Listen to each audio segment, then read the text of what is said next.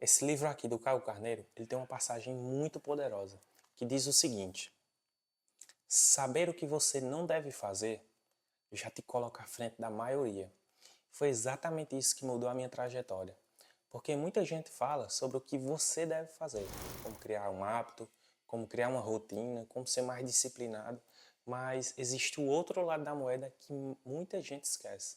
E hoje eu quero compartilhar com você 7 coisas que eu parei de fazer que me destravaram, me trazendo mais leveza, mais tranquilidade e o principal, mais resultados. Então fica comigo até o final desse vídeo, porque o 7º ponto é o que trava a maioria. E depois que eu venci esse ponto, eu comecei a ter mais resultados e a minha produtividade aumentou. Por muito tempo eu achava que eu era organizado, porque eu guardava tudo aqui, ó, na cabeça. Tarefas, prazos, ideias, soluções. Parecia produtivo, mas pela manhã eu já acordava mentalmente esgotado. Porque a mente ela não foi feita para ser um depósito de tarefas. Ela foi feita para criar, tomar decisões e pensar estrategicamente. E quando você sobrecarrega sua mente o tempo todo, você está apenas desperdiçando energia, só para tentar lembrar de algo que não deveria esquecer. É como se você trabalhasse com 40 abas abertas no navegador. O seu processador mental ele vai ficar lento, vai travar e vai perder a qualidade. E foi isso que aconteceu comigo. E a solução foi externalizar tudo que está pendente. Então, se surgiu aqui, eu vou lá e anoto. Bloco de notas do celular, caderno de anotações, seja o que for. Veio a ideia, veio a solução, eu já aplico, eu já anoto.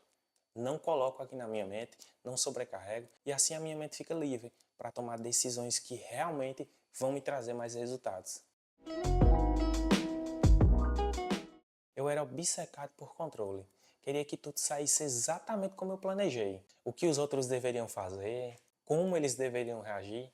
Eu queria ter o controle de todos os detalhes. E o problema, isso não existe. E quando eu entendi que grande parte da minha ansiedade, ela vinha dessa necessidade de controlar tudo, eu adotei um novo hábito, eu adotei um novo padrão. E hoje eu faço exatamente o seguinte, eu separo aquele que está no meu controle e aquele que não está no meu controle. Aquilo que eu controlo, seja o meu dia, minha rotina, minhas tarefas, eu vou lá e me preocupo. Eu vou lá e executo isso. Aquilo que não está ao meu controle, eu simplesmente deixo de lado e faço a minha parte. É como um velejador. Ele não controla o tempo, ele simplesmente ajusta as velas. E quanto mais rápido a gente entende que a gente não pode controlar tudo, a gente cresce.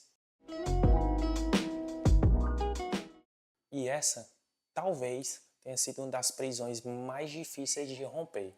E por muito tempo eu dizia sim para tudo. Simplesmente por medo. Medo de decepcionar, medo de parecer egoísta ou medo de não agradar o próximo. E o preço de tudo isso? Perda de identidade, ansiedade, agenda cheia de compromissos que não faziam sentido e um gasto de energia que poderia ser utilizado em coisas que realmente faziam sentido e traziam mais resultados para mim. E foi aí que eu internalizei um princípio que hoje é lei para mim. Se não for um sim absoluto, é um não educado. Porque se não for uma decisão que gera convicção e resultados, eu simplesmente recuso. No dia a dia eu uso muito a vitamina N. Eu digo não para tudo aquilo que não agrega, para tudo aquilo que não me dá resultados ou que vai fugir ou me tirar da minha rota para onde eu quero seguir.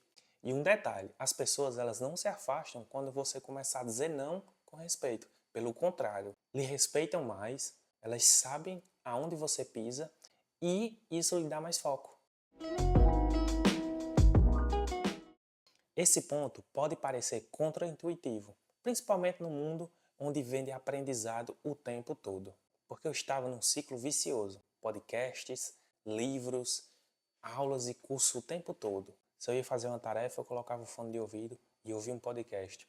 E o problema nisso é a ilusão de crescimento, porque você consome muito, mas aplica pouco. Hoje eu uso um método que eu chamo de consumo intencional. Simplesmente funciona assim. Se eu vou consumir algo, eu pergunto: isso vai somar para aquela tarefa que eu preciso executar agora? Se não, eu coloco para trás.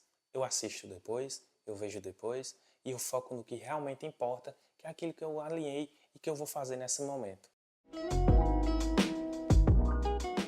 A comparação é a raiz de boa parte da frustração moderna. Ela é um inimigo que entra de forma silenciosa e lhe corrói por dentro. Você sempre observa pessoas mais jovens crescendo mais rápido, tendo mais sucesso, chegando a um lugar que você ainda não chegou. E isso cria uma falsa sensação de atraso. Era isso que eu estava passando, essa falsa sensação de atraso, porque o referencial que eu tinha era do mundo externo. E aí eu mudei o jogo, numa simples mudança de foco. E a minha única comparação válida é com quem eu fui ontem. Se eu estou melhorando, eu estou no caminho certo. Se não, eu simplesmente ajusto. Isso não só aliviou a pressão, como também me trouxe uma nova perspectiva sobre o meu próprio ritmo, porque o processo sustentável ele é interno e não externo. Reclamar virou um vício automático. Se estava quente, eu reclamava. Se estava frio, eu também reclamava. Se chegava cedo ou atrasado, mais reclamação. E o problema, neurologicamente, a reclamação ela gera um ciclo vicioso. Ela fortalece o padrão de negatividade, faz pequenas coisas parecerem grandes e contamina vários relacionamentos e tomadas de decisões. E eu decidi quebrar esse padrão utilizando a técnica do observador externo. Funciona assim: sempre que algo me irrita, eu paro, respiro e pergunto: se eu visse isso de fora, teria o mesmo peso? E a grande surpresa, na imensa maioria das vezes, eu percebo que não teria o mesmo peso. E o resultado? Menos ansiedade, menos reatividade, mais clareza e uma qualidade de vida melhor. Silenciar a reclamação abre espaço para as soluções. Aqui está um ponto que me travou por anos. Eu gastava energia demais tentando se explicar, porque eu priorizei aquele projeto ou porque eu não fui para aquele evento. O medo era um só: julgamento externo. Mas olha só, eu entendi que quem entende não precisa de explicação externa. E quem não entende, dificilmente vai entender, mesmo com longas justificativas. E hoje, as minhas decisões são comunicadas com clareza, objetividade e respeito, mas sem tentar convencer todo mundo. Isso me deu liberdade e uma paz mental absurda. Porque a maturidade é quando você para de pedir permissão para que as pessoas vejam a sua prioridade.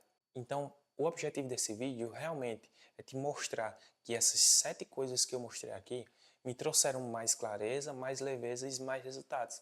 Eu também quero que você aplique isso. São coisas simples, tá? Que eu parei de fazer, mas como eu te falei, muita gente trava porque muita gente só pensa em um lado da moeda, mas existe o outro.